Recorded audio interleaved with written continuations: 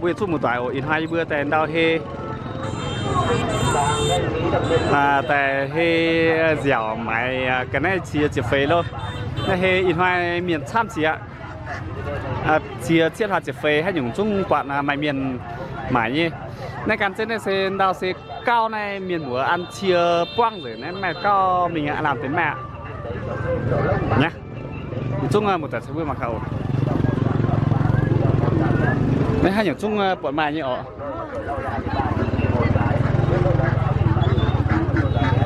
khăn đào này đào đấy hai những chung mày nhỉ này làm sao mà mệt mà làm cái gì ô nó mà tìm hê nè phải mau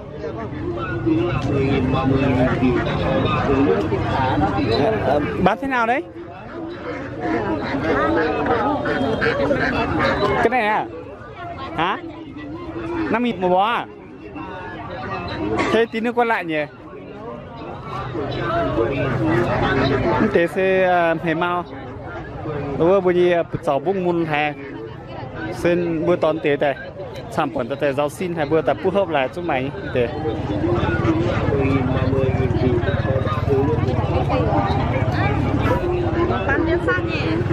hả đúng rồi nhá mình mang tê đang lo má nhá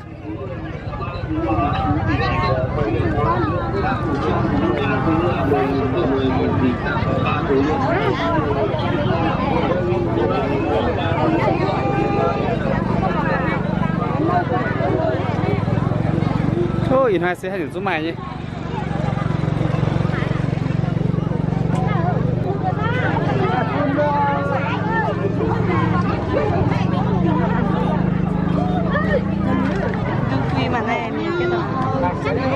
cái này hay những dung mà anh sẽ đường quy này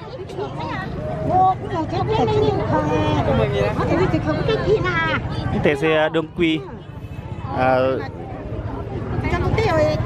bia jam nó phải quá sản phẩm thành vương miền sinh miền cái này tụi miền phải giúp mày như sao phải không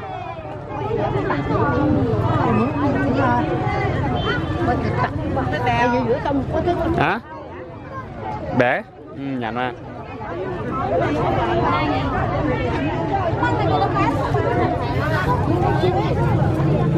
nồng bự chia ba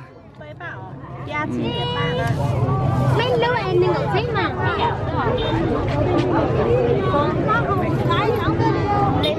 ô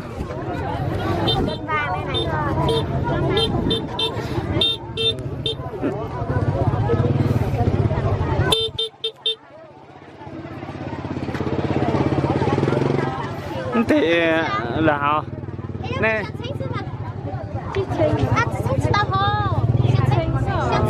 tiền là họ này kèm bẹt lọ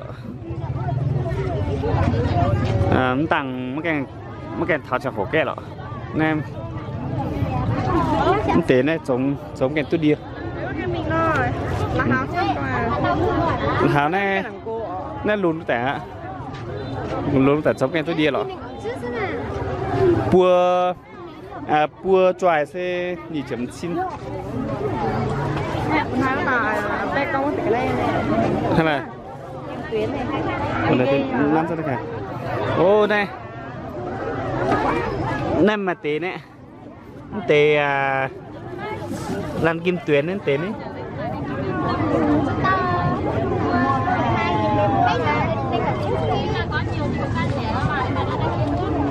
tế mà chỉ mà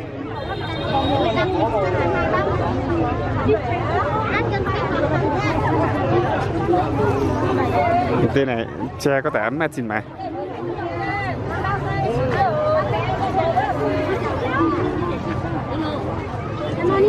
ta hê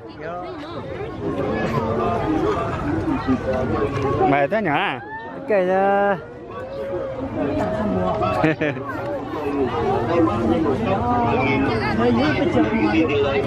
cái đó qua giàu rồi đấy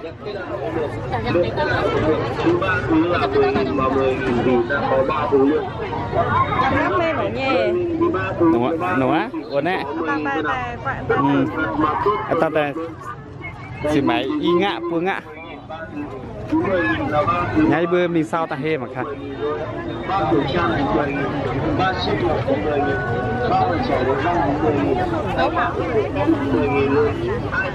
Cao một chó cao. Hả?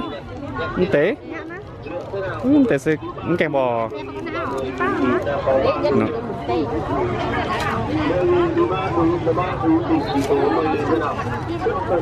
là nhá luôn. Nên là tế sẽ đi tại giáo xin. Giáo xin đi khả năng giáo xin đi chăm tại. Đi chợ à? Khả năng giả chăm. Tí xuân. nó chỉ tông hay chỉ tao có hay Đều anh chưa tiêu hoa nhỉ? thế nào nó có nó đi từ số cái gì đó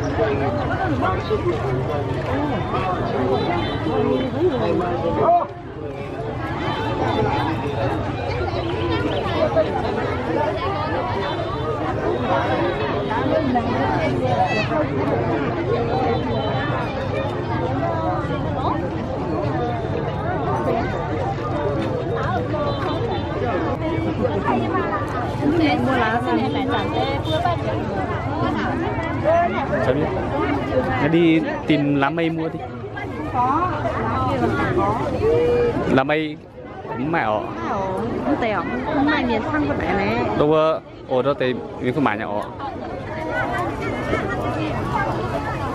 Chú ơi, khả năng quan không có mà.